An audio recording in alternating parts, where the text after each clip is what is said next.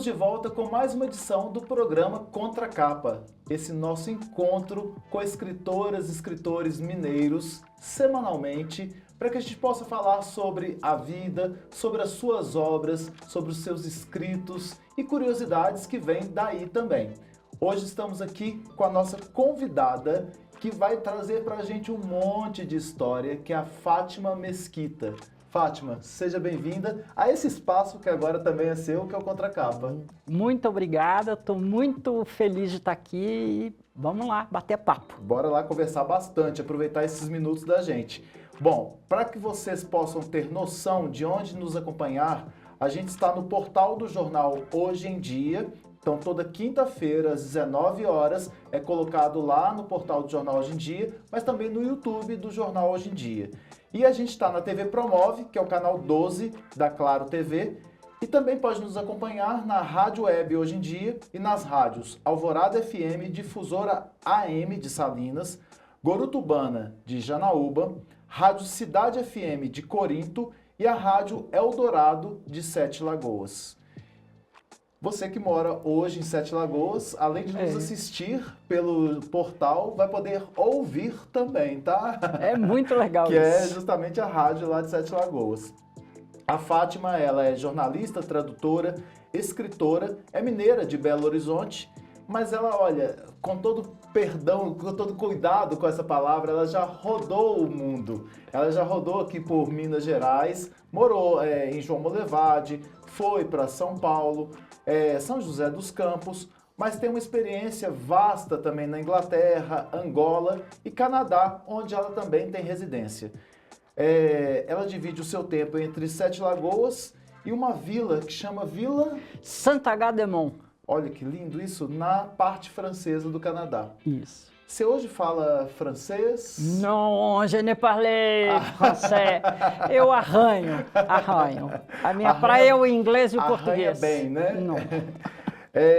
A Fátima, ela tem diversos livros publicados, tem crônica, né? Tem contos. Contos, romance, mas principalmente essa categoria pouco conhecida aqui no Brasil, que é a não ficção criativa, que é você falar do mundo real, mas de uma maneira mais brincalhona, com mais liberdade na linguagem e tudo mais. Pois é, você pesquisa muito para poder fazer seus livros. A gente tem aqui um dos primeiros livros que eu vou indicar, não estou aqui na ordem de lançamento, mas é o Almanaque de Puns, Melecas e Coisas Nojentas. Como é que chega esse título aí para as pessoas? As pessoas começam a ter uma certa desconfiança. Não, que nojo. Eu acho que algumas pessoas sim, mas em geral, o que acontece na verdade é que isso aí conta um pouco a história da ciência ligada ao corpo e conta também o funcionamento, o porquê de muita coisa, né? Então, se a gente pensar, tudo tem um pouco essa complicação, né? Por exemplo, a gente pensa cera de ouvido, e aí tá lá, eu vou tirar. Pô, mas a cera de ouvido, ela existe porque tem um motivo. Então, eu acho que sempre o seguinte, à medida em que você conhece, você pode fazer escolhas mais espertas, mais inteligentes, né? Hoje até o currículo das escolas tem muito isso, né? Quando você olha lá, o BNNC ou BNC, eu estou aqui meio perdida. Acho que é BNCC. BNCC, né? Então, muitas vezes tem isso, os cuidados com o corpo, né? E eu acho que só conhecendo para você poder participar desse cuidado, né? Pois é, mas olha só que legal. Você pega uma área, que é uma área, você não é bióloga, né? Não. Mas aí eu queria que você me contasse curiosidade também que vem daí. Você não é biólogo, mas você é uma pessoa que pesquisa, uma pessoa curiosa. A curiosidade está lá na sua essência, lá no seu DNA? A curiosidade tá, e também tem uma coisa, o meu pai era médico, meu avô era médico também, e o meu avô tinha uma coisa que eu me lembro muito bem, que era o seguinte, às vezes a gente no domingo assistia o Fantástico na casa dele, e aí falava, eu lembro, quando eu era menina, coincidentemente e infelizmente, já estava acontecendo uma guerra no Líbano. Então eu me lembro, por exemplo, de que tinha essa coisa, no intervalo ele falava, vamos olhar no Atlas, onde fica o Líbano. entendeu? Então, lá em casa, as duas famílias sempre tiveram muito isso, entendeu? Meu outro avô era jornalista também, então tem muito essa coisa, a busca da ciência, a busca do conhecimento e tudo mais. E eu acho que isso alimentou. E aí, quando eu começo a viajar, que você tem também o livre acesso das bibliotecas Nossa, maravilhosas, né? Antes do seu Google, né? Antes da internet e tudo mais. Então, tem um universo e você quer contar. Aí eu acho que vem quase que a coisa mineira, né? Pô, mas eu descobri isso, eu preciso contar isso para alguém, né? Não, eu acho isso muito fantástico. Então, nessa pesquisa aqui, eu normalmente começo com um rumo assim, meio vago, né? E aí eu vou na pesquisa, eu tento fazer uma pesquisa de umas 200 páginas de coisas que eu estou achando, eu vou juntando aquilo e depois eu vou dar um formato. Então, na pesquisa já vai, entendeu? Você já vai pirando com a quantidade de informação coisas que tem, né? E que você tem que fazer isso aí chegar de uma maneira condensada, direta, de forma fácil de entendimento, né? Porque é um livro que pode ser lido por qualquer pessoa. De 12 anos, 10 anos até os 80, porque entendeu? a gente tem várias curiosidades, né? E essas curiosidades você traz aqui de uma maneira... O seu esforço de pesquisa para a gente compensa bastante, porque a gente já lê e já tem essas informações, e você conta casos que a gente nem imaginava que existiam, né? Casos tem muita reais, coisa legal. Né? Tem Conta muita um caso coisa aí que você, de desse aqui, por exemplo, eu adoro o caso desse italiano, que ali... começo daquela temporada ali do iluminismo, né, de tentar entender as coisas, porque a história do conhecimento do corpo humano, ela é muito maluca, ela é muito interessante, né? Hoje parece tudo muito óbvio, hoje você vai, faz um ultrassom, uma radiografia, o que for, você vê tantos detalhes, né? Mas não tinha isso, então... tinha esse cara, por exemplo, que ele estava muito intrigado, o que acontece com o que eu como? Então ele resolveu lá pelas tantas, ele começou a amarrar o que ele comia. Então, por exemplo, ele ia comer um pedaço de carne, ele cortava um pedaço de carne, botava um barbante, engolia. E contava lá, ó, vou deixar um tempo aqui, vou tirar e ver. Vou tirar e ver. Aumentava o tempo. E nessa brincadeira, ele conseguiu perceber que alguma coisa dentro da gente dissolvia a comida. Ele ia vendo aquele processo acontecendo toda vez que ele puxava. Exatamente. E a gente esquece também que a somatória dessas pequenas experiências aí, que depois chega-se a uma conclusão, Exatamente. né? Porque às vezes a observação daquilo você ainda não conseguiu entender o que é, né? Então, a acidez, né? Os ácidos que a gente tem aqui no estômago que faziam isso. Ácidos, inclusive, que é uma outra coisa eu conto aqui, que se você vomitar em cima de uma bicicleta, por exemplo, é capaz de descascar a bicicleta. É um ácido muito forte. Né? Então, essa descoberta Nossa, fantástico. Olha, gente, então fantástico. Nós estamos aqui com esse livro, Almanaque de Puns, Melecas e Coisas Nojentas, que vai além dos puns melecas, porque tem as coisas nojentas aqui também, mas é um livro de curiosidades mesmo, né? E que você vai sair extremamente rico ao saber do que acontece no dia a dia, como essa da bicicleta, que eu realmente não sabia, e outras coisas aqui diversas que eu não sei, mas que serve como uma curiosidade muito grande. O que me deixa fascinado é justamente o que o escritor faz, olha o trabalho que tem da escrita para chegar para a gente condensado, né? Traz aqui de uma forma mais fácil, mais palatável, para a gente poder ter isso aqui de uma maneira até mais alegre, mais divertida. Sim, Esse tipo de literatura, ela faz sucesso, ela já existe muito em outros países? Muito, muito, muito, muito, muito.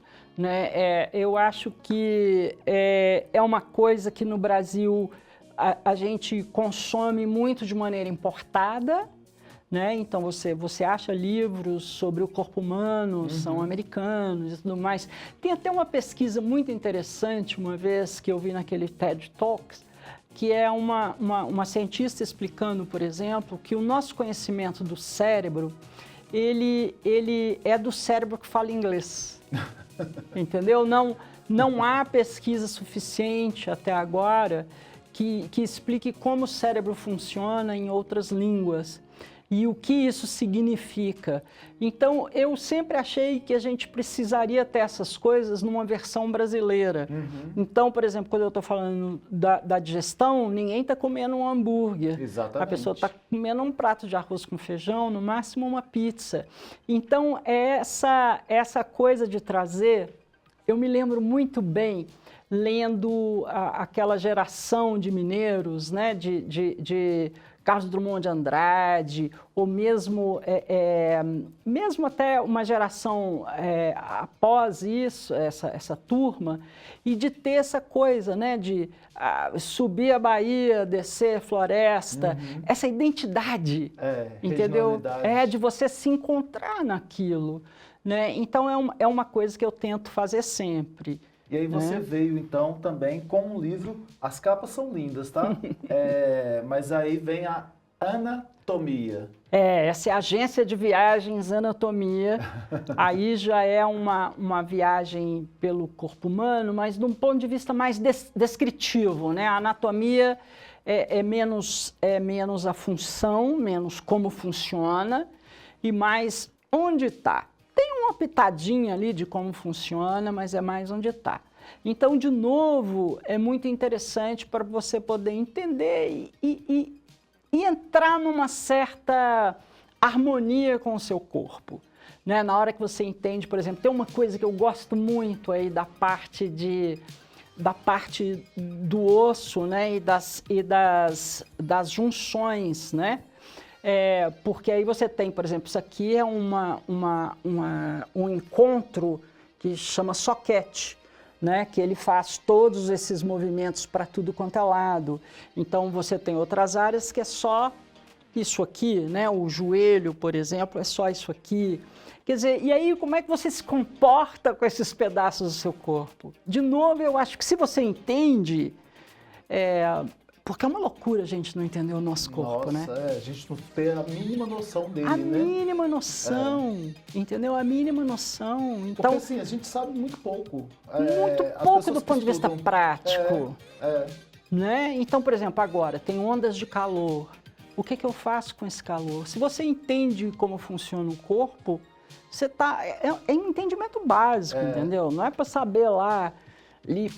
Não é para ser um médico, não, né? Mas é justamente para saber no dia a dia. E aí você faz as opções, entendeu? Você faz opções diárias. Então, por exemplo, azia. Se eu sei que eu tenho essa acidez toda para desmanchar a comida aqui, porque você imagina, vai no churrascão, pega um torresmão e tal, e isso precisa ser dissolvido, né? Então, eu chamo, até num outro livro meu, eu chamo de uma liquidamáquina. É uma mistura de liquidificador com uma máquina de lavar. Não, de lavar, entendeu? Porque ela faz toda uma movimentação, né? E quanto tempo leva, eu conto isso aqui, entendeu? Quanto tempo leva, em média, uma coisa para ser processada.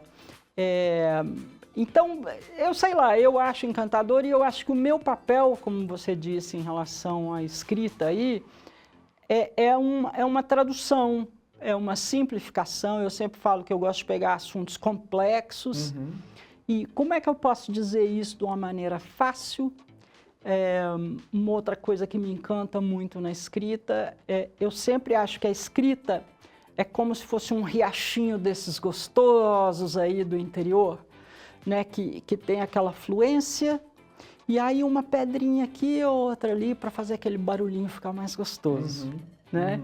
Então, é muito isso. Como é que eu posso simplificar, dar sabor e fazer a coisa fluir? O leitor não tem que sofrer.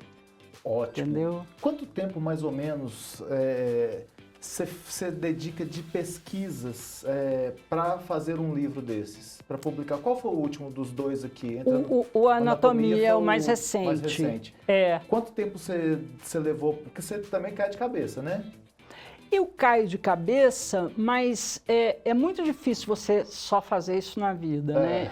Eu realmente, eu vivo da escrita, mas eu vivo da escrita em várias formas, né? Então, eu escrevo matéria para jornalístico, né? Eu escrevo discurso para político. Você faz tradução ainda, Faço tradução. Então, é um balaio de gato. Então, isso tem que ser um pedaço do dia. Tem uma coisa muito interessante na coisa de escrever, é que eu andei até fazendo pesquisa sobre isso, sobre os métodos, né? Como é que as pessoas inventam. Porque durante muito tempo eu achei, eu não tenho método.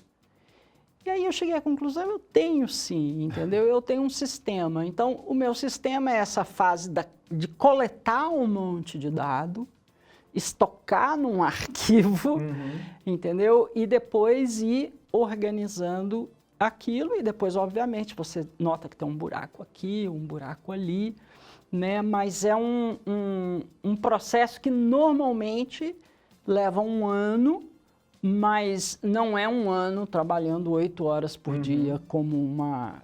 Entendeu? Ele tem uns momentos de arranque, né?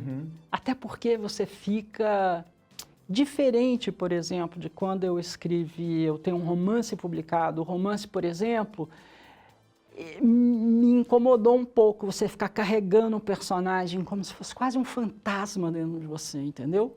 Então você cria um personagem, aí você tá, sei lá, meio-dia você tá almoçando, você pensa, o que será que fulano está comendo?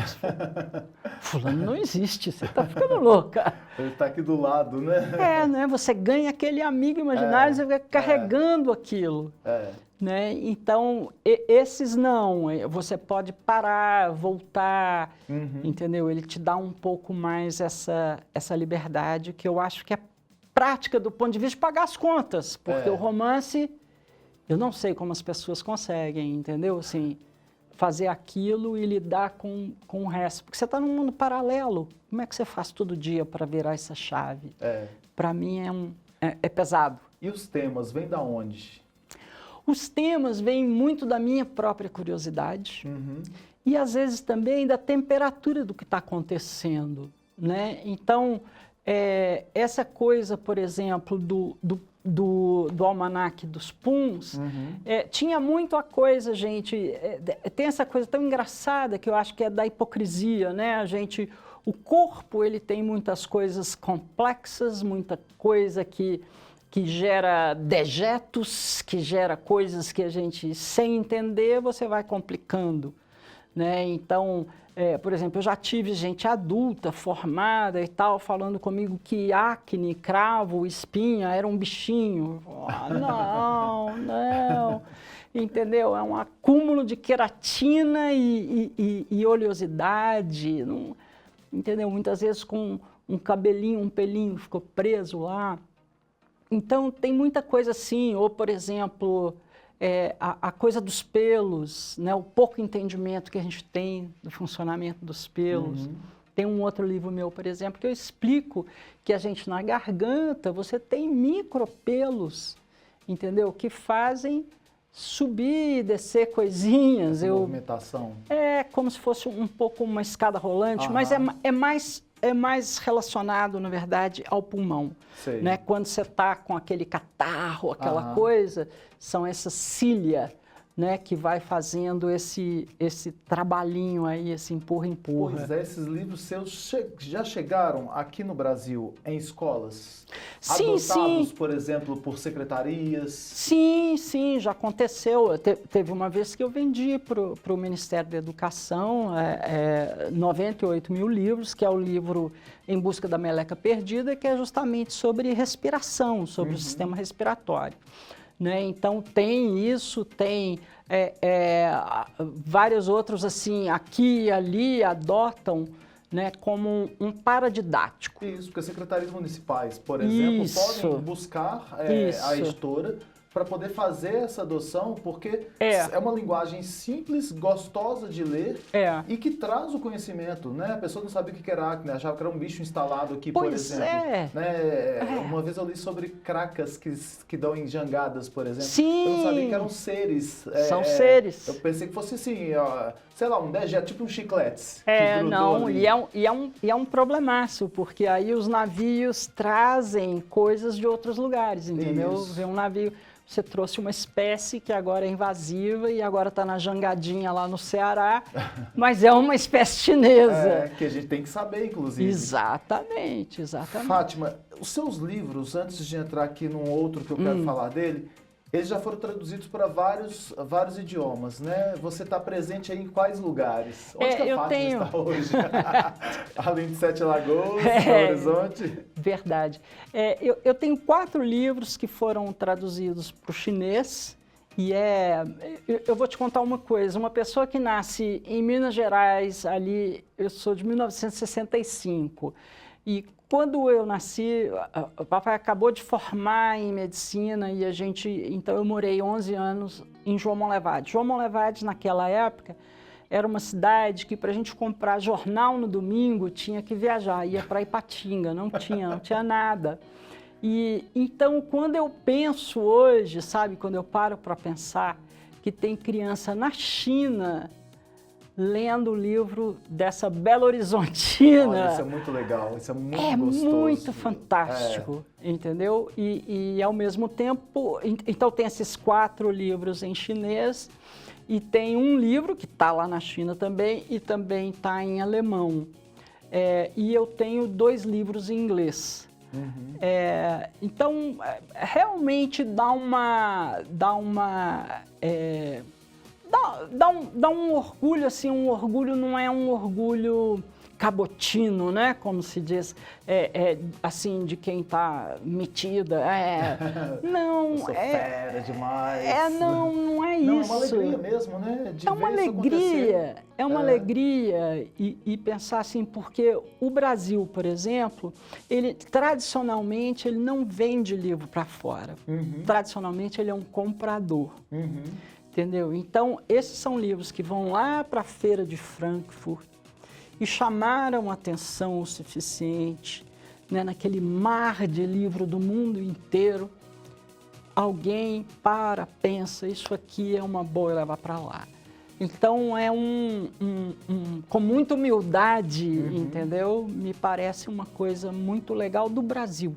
Não, para mim, me deixa orgulhoso enquanto mineiro, me deixa orgulhoso enquanto brasileiro. Porque a gente também tem que ter aqui dentro, e a gente não vai entrar nesse mérito agora, porque eu quero explorar outras coisas, mas políticas para poder incentivar as pessoas a escreverem, né? Você falou que lá no Canadá, se não me engano, você participa de prêmios em que eles dão o dinheiro para a pessoa escrever, né? Em inglês a gente chama de grant. Então, eu de fato ganhei 2 grants lá, você apresenta a sua proposta, né? Você tem categorias, tem estreante, já formado, né? Assim, já consagrado, entre aspas, né? Com uma certa experiência e tal. Então, eles analisam sua proposta, normalmente você manda um trecho, e aí eu fui contemplada 2 vezes, eles me deram essa premiação lá. É um sistema bem legal, porque eles te mandam um cheque e não há obrigação, na realidade. O que eles dizem é só assim, se você conseguir escrever, se você conseguir publicar, coloca o logo da gente no... Olha só que legal. E assim eu fiz. Eu não estou desmerecendo algumas leis que já existem, como Aldir Blanc, alguma Sim. coisa que já existe aqui no Brasil, não. Eu só estou dizendo que deveria existir ainda mais e trago esse exemplo para que a gente possa ter como referência. E faz uma diferença muito grande, porque eles dão, como se fosse para a sua sobrevivência, entendeu? Você é um autor, você precisa de tempo para escrever, esse tempo precisa ser remunerado, não só a venda. Agora, existem mesmo algumas iniciativas aqui no Brasil, aqui e ali. Isso. E aí a gente vai para Tem Lugar Aí Para Mim, que é justamente esse livro que eu queria dedicar um pouquinho de tempo a ele, O que fala esse livro? Esse livro, ele parte, antes de mais nada, tem uma conversa muito chata hoje no Brasil, que é essa história dos direitos humanos serem praticamente uma coisa horrorosa, temida, odiada, chata. Exatamente. Então, eu trabalho um pouco a história da criação, desde lá, né, a primeira coisa que acontece, você tem Ciro, né, tem o cilindro de Ciro. O cilindro de Ciro é um documento que ele é impresso numa argila cilíndrica, assim, e ele é o primeiro cara que chega, ele conquista outros povos, ele diz, nesse papel, ele diz, num documento, você não precisa seguir a minha religião. Né? Então, ele é a primeira vez que a gente tem essa coisa. E aí eu vou explicando como isso vai crescendo, vai evoluindo, aí chega na declaração lá da ONU, os porquês disso, né? Assim, de onde vem, para o que vem. E, ao mesmo tempo, eu vou explicando também de forma bem simples, né? O etarismo, o bullying, a homofobia, a gordofobia, todas essas coisas que a gente inventou, né, de não suportar a diferença, né, quando, na verdade, o ser humano sobreviveu, o ser humano é um grande sobrevivente.